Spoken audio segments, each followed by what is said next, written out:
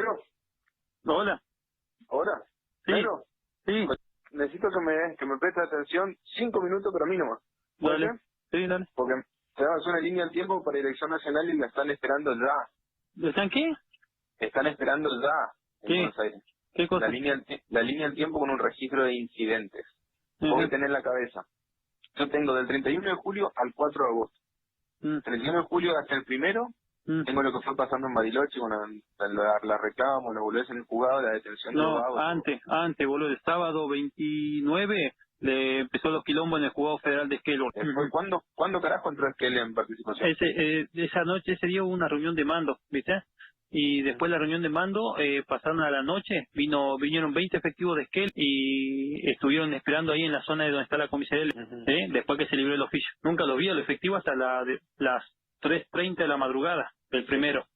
¿Sí? Esa hora yo me acuerdo que fuimos con los vehículos, pasamos por el corte, como no estaban los manifestantes, nos fuimos hasta la comisaría del Eleque, ahí nos juntamos con el efectivo de Esquel, armamos un escuadrón, ¿viste? Y fuimos y despejamos la ruta, o sea, sacamos todos los escombros que estaban en la ruta. ¿A qué hora despejaron? 3:30 estoy diciendo, se despejó la ruta y no se entró en enfrentamiento porque no estaban los manifestantes en la ruta, ¿no? ¿Y cuándo se provocaron los incidentes? Tipo 11, 12 del mediodía. Un vehículo gris ingresa a la casilla esa pedorra, sale de la casilla, un vehículo de que él lo persigue, ¿viste? Para poder identificar a las personas. Sí. Un vehículo de Gendarmería cruza la casilla pedorra de los mapuches, ahí salen los mapuches y cortan de vuelta la ruta. Llegamos al lugar del corte, los hijos de puta en piedra, y ahí empezamos a tratar de dialogar para no dar bola, y empezamos con los corchazos nosotros. Al principio no llegaban, pero después empezaron a afinar puntería y le rompen la cabeza a los 2 milicos nuestros. Eso se produjo entre las 11:30 y las 2:30. Claro, y después que le rompen la cabeza a los milicos, ahí bueno, ya fuimos al terreno y le dimos corchazo para que tenga. Y ahí cruzaron a nado el río Chubut.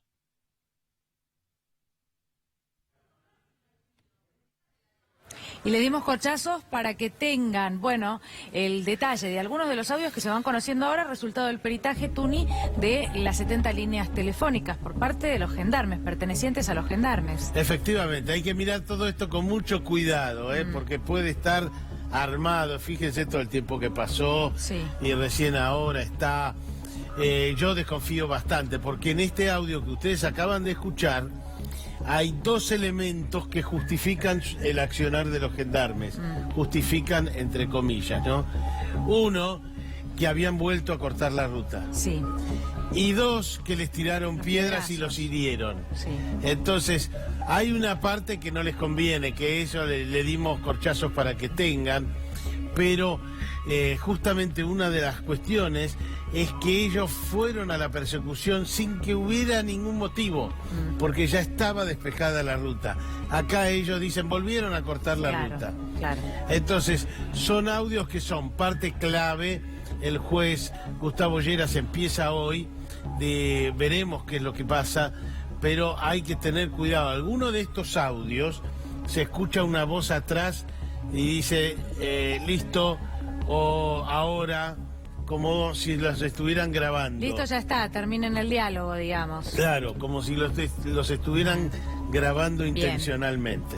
Bueno, vamos al breve repaso, ¿no?, de lo último que hubo en la causa. Bueno, sabemos el desplazamiento del juez Otranto, la llegada del nuevo juez que se iba a trasladar justamente a Esquel. Habló con Sergio Maldonado, me vas agregando lo que sea que falte. Habló con el hermano de Santiago Maldonado, se muestran positivos todavía, pues dicen que lo primero que hubo es un contacto con la familia. Tal cual. Que en una situación así puede parecer algo menor, pero que el juez esté en contacto con la familia, que intente de alguna manera, en paralelo a la investigación, darles algo de información. Sin duda. Así sea contención, más allá de que no sea su función, siempre es valorado. Pero además, hoy Página 12 publica, habla de esa brecha desde el día 1 de agosto a las 6 de la tarde hasta las 5:30 de la mañana del día 2 de agosto, donde hay algunos agentes, 2 puntualmente, que no se sabe dónde estuvieron. Exactamente, sobre todo Emanuel Echazu, que es el que aparece con alguna lesión y que la familia dice que fue él contra Santiago Maldonado.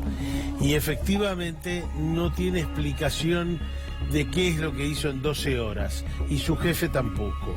Entonces sí, son elementos muy importantes para ver qué es lo que pasó realmente en el momento exacto en el que desapareció Santiago Después Maldonado. tomaron licencia, además. Además, después tomaron licencia, pero no se sabe qué pasó con ellos durante esas horas porque no consta el registro, digamos, de acta durante muchísimas horas de haber regresado a la dependencia donde se entiende tenían que hacerlo. Tal cual, efectivamente. Todo esto, a partir de hoy, el juez dijo, todavía no tengo donde trabajar, no tengo edificio, no tengo auto, no tengo computadoras, le pidió todo eso a la Cámara. Supongo que la Cámara, el gobierno o quien fuera proveerán las cosas. Dice que hay mucha gente en Esquel de vacaciones y que por lo tanto no se consiguen lugares. Es increíble, Tuni. El país, ¿no? Está esperando que aparezca Santiago Maldonado. Bueno, Gustavo Llera es el juez que se está poniendo a trabajar ya por 60 días y de manera exclusiva en lo que es la investigación para determinar qué es lo que pasa con Santiago. Pero tenemos otro audio, producto del peritaje de estos 70 líneas telefónicas de los gendarmes. Así interrogaban a un gendarme. Escuchen. Estamos en el escuadrón 36 de la localidad de Esquel, sigue siendo el 16 de agosto de 2017, yo soy Daniel Barberis, estamos buscando ahora tomar declaraciones, preséntese Gómez, háganos un panorama lo más detallado que recuerde. Bueno, yo soy el primer alférez Gómez Daniel Alejandro, pertenezco al escuadrón 35 Bolsón. Bueno, cuando yo ingreso al LOF, ingreso por el cerco perimetral, no por la tranquera. Sinceramente no me acuerdo con quién ingresé, porque el personal había ingresado ya y yo seguí a la gente al LOF.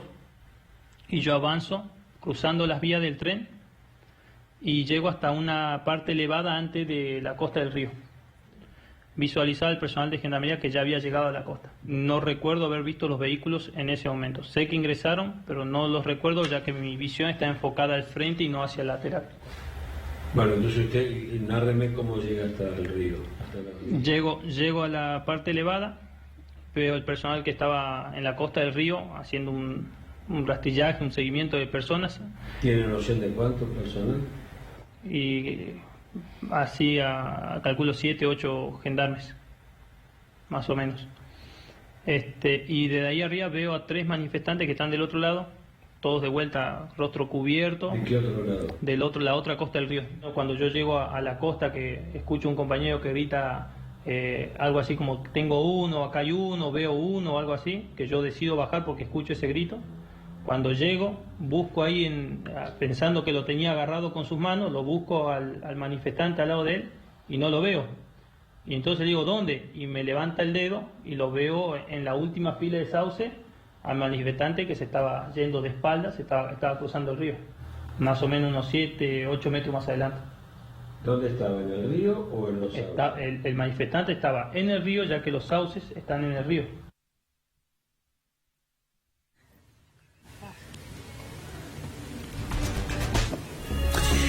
Bueno, Daniela, vos fíjate que utilizan a este suboficial Gómez para hacer un relato. Sí. Y sí, lo seguimos hasta el río. Y primero fíjense que de entrada dijeron que no habían seguido a nadie hasta el río. Ahora por lo menos admiten que siguieron hasta el río.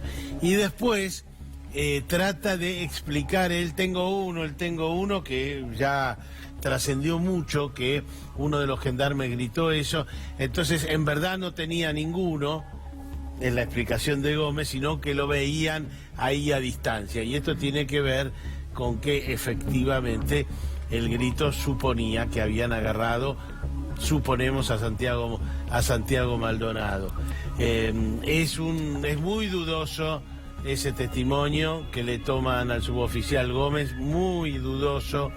Da la impresión que es una forma de blanquearse y no un audio real. Digamos, el audio es real, pero el relato no es real. Lo que pasa, Tuni, que ahora tenemos que sumar a la pregunta de dónde está Santiago Maldonado también, claramente, y muchos tendrán su respuesta. ¿Por qué Gendarmería mintió en su relato?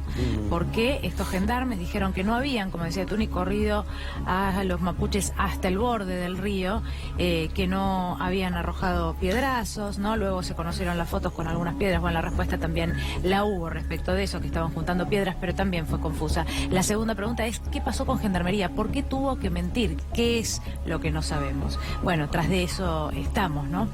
Hacemos una pausa, Tuni, y ya vamos a seguir con este básicamente, tema. simplemente el caso explotó a nivel nacional y entonces posteriormente a los hechos tratan de acomodarlos con estas mentiras. Claro. Muchas gracias, ya volvemos.